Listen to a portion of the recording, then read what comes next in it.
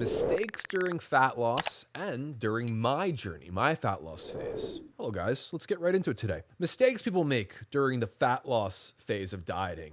I use the word dieting as everything you're eating throughout your life on a given day, all through the year, not just when you're losing fat. I don't like diet just as a fat loss term. So if I use the word diet, it's kind of interchangeable. I don't mean just those few weeks you're trying to lose a couple of pounds. I mean, your diet is your diet all the time. These are mistakes I've made as well. I will surely not make them again. So why am I talking about this one today? Well, I teased it a little bit last episode. I just started a new fat loss phase of dieting, and I'm doing this in preparation for a photo shoot and a role. I'm an actor. Today, I'm trying to act entertaining, and I'm kind of trying to lower my body fat set point before going back into a maintenance phase, which is my favorite phase because I get to eat more. I was previously in maintenance, or kind of building muscle while eating at maintenance calories, for about 5 months. It was very successful. It was during the time that my baby girl was born, so I kind of needed the extra calories to function, to not die, right, Al? And now I'm ready for the next dietary adventure. So here we are. Here's the first mistake people make when trying to lose fat. Number one, they start a fat loss phase of their diet without planning a fat loss phase of their diet. Well, what the heck does that mean? That's a lot of the same words you kind of used, Charlie, and then you did it again. When we're trying to lose fat, and we, of course, are in a caloric deficit in order to do this, which means we're eating fewer calories than we're burning ideally, that fat loss phase will gradually become less effective as our diet goes on.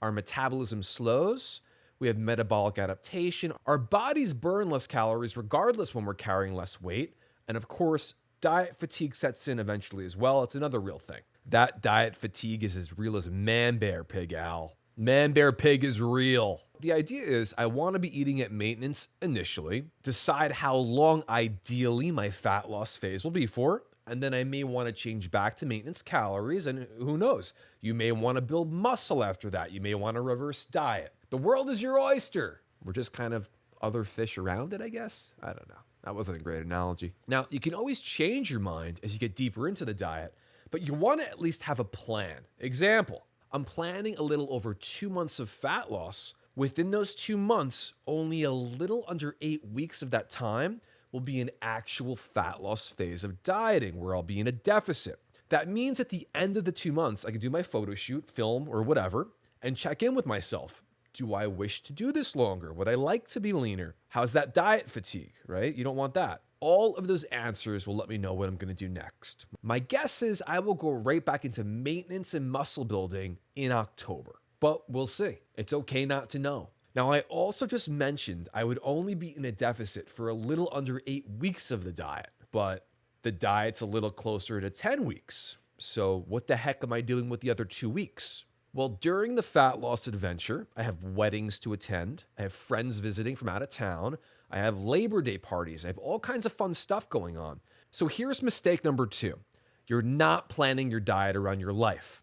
Side note, yes, sometimes you need to move your life around a bit to accommodate your fitness goals, no doubt. But sometimes in life, we have weddings, we have holidays. There's no way I'm delaying Christmas. And those are periods of your diet I suggest you plan what's called either a maintenance refeed or even a diet break. A refeed can be a few days or more, and a diet break is generally a week or more. The difference in the two is simply the duration and when you do them. And of course, you're eating at maintenance calories. You're not in a deficit for that period of time. So how might this look? Well, you might want to do the diet for the first 2-3 weeks of your 10-week diet, and then you might take a few days to eat at maintenance, optimally when you have these events. You may actually take a few days intermittently a few times during the diet, and if you're experiencing more diet fatigue during the end of the cut, as is to be expected, you may want a whole diet break for a week or so, then simply finish off your diet the last so many weeks as long as you're feeling good. Now, you could also, and some people do, just diet for 2 weeks, take a week off. You could do that for the whole duration. I mean, you technically could diet a week on and then go into maintenance a week. Diet, maintenance, diet, maintenance. You could do it. It's just the more diet breaks that you have, the longer your diet will last. So you want to weigh that as well. You don't want your 10-week diet or 8-week diet to be 20 weeks because you were overdoing the refeeds. There is no one way to do it. The science does not always show it helps you burn more fat. It sometimes does, it sometimes doesn't. The results have been mixed, but there is no doubt these diet breaks are beneficial in a few ways. For one thing, you have more calories to eat at the event or the time you're allocating for the diet break, which is going to make it a lot easier not to screw up your fat loss.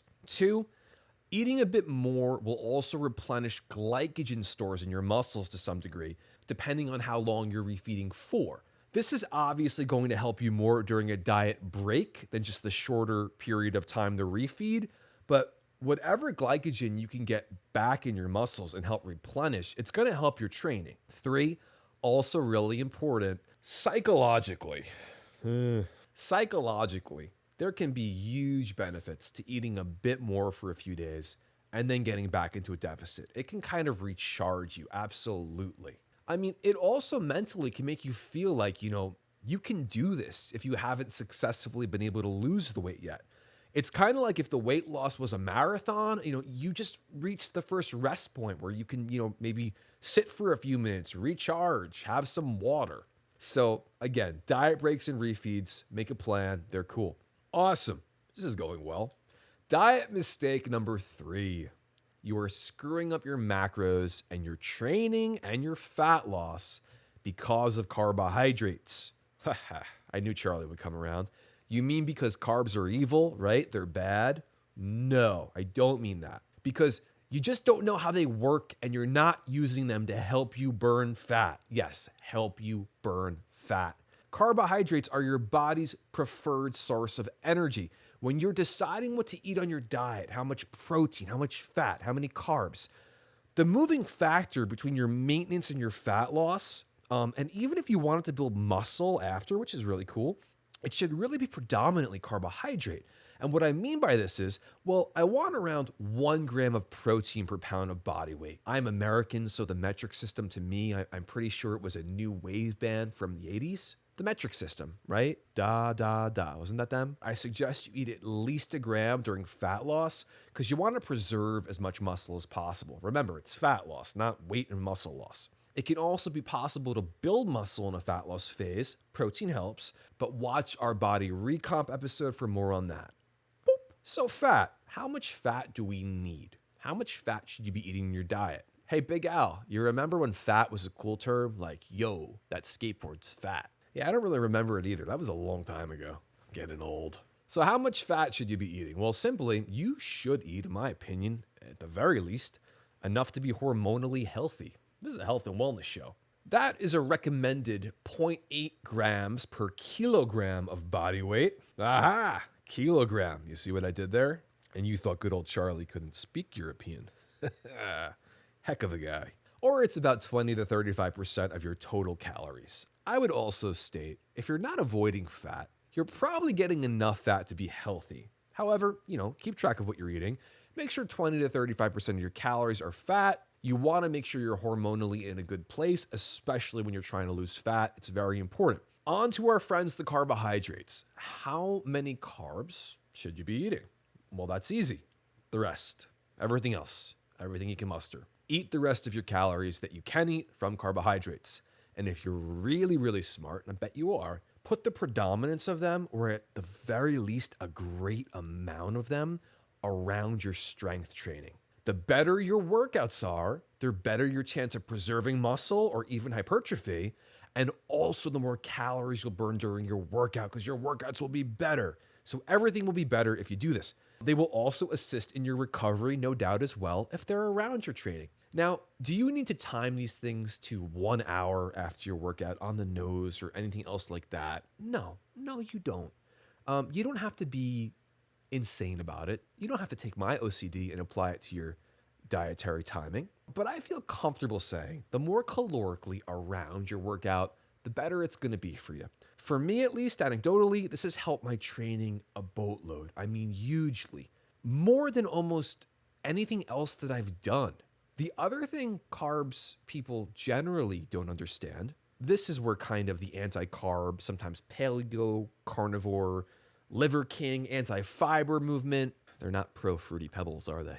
Sometimes, but not always, can be very misunderstood as well. Carbohydrates make your body retain water, much of which is intracellular in your muscles in the form of glycogen. This is good if you want to have muscles that are full and strong. So when we eat carbs, we store water in our bodies and especially in our muscles. That's why the refeeds and diet breaks are potentially very powerful tools in replenishing our glycogen stores.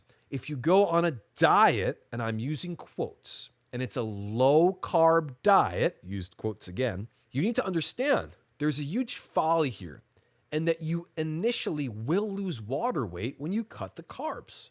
And you may be sorely mistaken into thinking it's fat. These are mistakes for the calorically uninitiated, but we are initiated. Of course. Bane, I know all about carbohydrates. I can't tell you how many people have gone on low carb diets and a week later I hear it and I'm like waiting for it.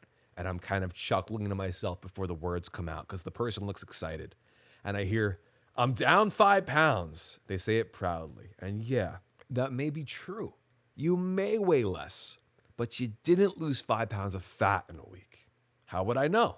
Well, I can be pretty sure because that would be an extraordinary and unhealthy caloric deficit. You likely didn't cut out almost 18,000 calories in a week.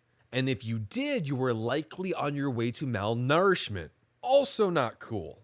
So the point is, understanding carbohydrates and water is important so you don't think you're losing fat when you're not.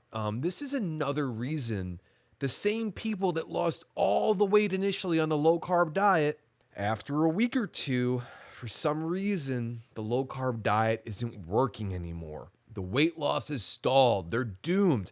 Their body just won't lose the weight. Why was I programmed this way? Well, no, you may have a genetic disposition to eat more or respond to hunger signals in a way that makes it harder to lose fat. Absolutely. Genetics are not on your side there. That can be really tough to deal with. And that's part of the reason I love hearing people having success with the GLP-1 antagonists like Mounjaro and Ozempic. But science is science. Calories in, calories out. What happened before was you just depleted your glycogen stores, you lost water weight, and now you may have very little energy to train as well. Not cool. You're also probably feeling miserable and feeling discouraged because why did the fat loss stop? And you shouldn't be. You can definitely do this. You can figure out a caloric deficit while still eating carbs, and it doesn't mean your body's broken or the diet isn't working. It just means water weight is not fat. You can do this. And also, just because I don't do it or encourage it, this doesn't mean you can't lose fat on a low-carb diet successfully. But I personally, in my experience at least, would suggest reserving low-carb diets or even ketogenic diets for 2 types of people. 1, there are people with health issues that necessitate a lower carbohydrate diet. They can absolutely benefit from it. I, of course, am not your doctor. That's a conversation for you and your doctor. If he or she thinks you would benefit from a lower carb diet or even ketosis, that's great. 2, people who don't enjoy eating carbs. If you don't have health problems necessitating a low carb diet and you enjoy eating carbs, I suggest you do and incorporate them into your diet. For me on my cut, I'm still eating 250 grams of carbs a day. It makes up about 45% of my daily calories. Mistake numero cuatro, or mistake number 4 for my friends not as bilingual and fluent in Espanol as Carlos is. Hola, ¿dónde está el baño? Baño, still my favorite member of U2. All right, mistake number 4. You're just eating less on your diet. Wait a minute, I'm on a diet. Of course I need to eat less. I thought you were a sciencey guy, Charlie. What happened to calories in, calories out? Aha, I am a science guy.